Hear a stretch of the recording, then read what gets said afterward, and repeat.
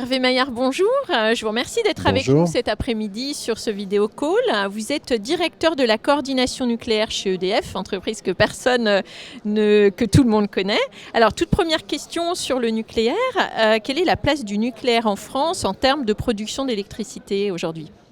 Oui, alors tout d'abord, mon rôle, c'est pas seulement d'être coordinateur pour EDF, mais c'est bien d'être coordinateur pour l'ensemble de la filière nucléaire française auprès du Conseil national de l'industrie. D'accord. Alors par rapport à la place du nucléaire en France, on peut la regarder avec deux chiffres différents. Le premier, c'est la capacité installée, pour lequel on a en France 45% de nucléaire, 41% d'énergie renouvelable incluant l'hydraulique et 14% d'énergie thermique. D'accord, je faisais le calcul, il manquait 14%. Ça fait bien 100%. 9 plus 5. Et ensuite, par contre, la production nucléaire, elle, est largement supérieure à ce chiffre de 45%. Elle est plutôt aux alentours de 75%, peut-être 70%, entre 70 et 75%. De la production nationale. De production.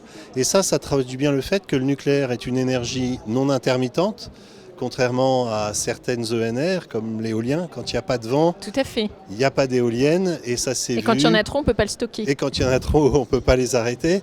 Et ça s'est vu il n'y a pas très longtemps sur le marché européen, avec la plaque Nord incluant l'Angleterre, dans lequel il n'y avait pas de vent. Et les prix de l'électricité se sont envolés de manière assez dramatique pour les industriels. D'accord.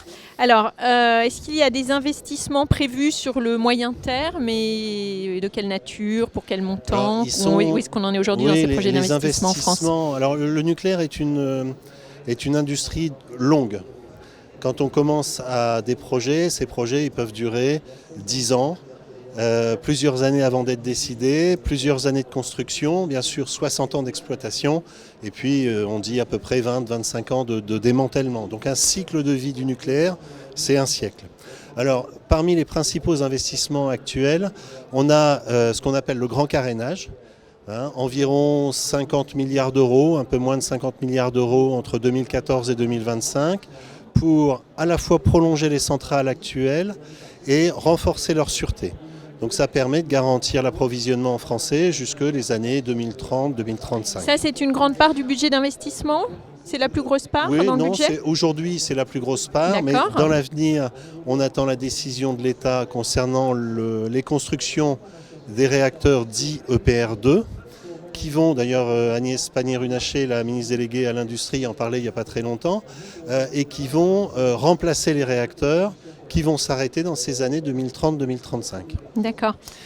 Et ensuite, on travaille sur tout un tas de sujets comme la gestion des déchets, avec le projet CIGEO, bien sûr, pour lequel il y a une enquête d'utilité publique en cours.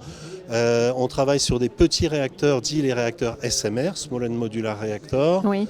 Et tout un tas de sujets sur lesquels on prévoit des investissements dans les années à venir. D'accord. Alors, le nucléaire, parfois, auprès du grand public, a été montré du doigt. Je ne sais pas si c'est encore le cas aujourd'hui.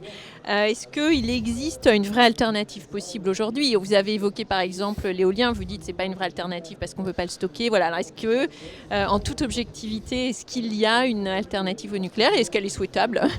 Le nucléaire est une énergie décarbonée. Donc aujourd'hui, je serais tenté de dire qu'à court terme, si on veut décarboner l'économie française, comme c'est demandé par le gouvernement en 2050, donc décarboner les industries, aujourd'hui, il n'y a pas d'alternative. D'accord, au moins c'est clair. Voilà. On en aura peut-être dans quelques années, mais aujourd'hui... Aujourd'hui, il n'y en a pas. Je vous remercie infiniment Hervé Maillard, je vous souhaite une très bonne journée aujourd'hui sur le Big. Merci beaucoup, à bientôt.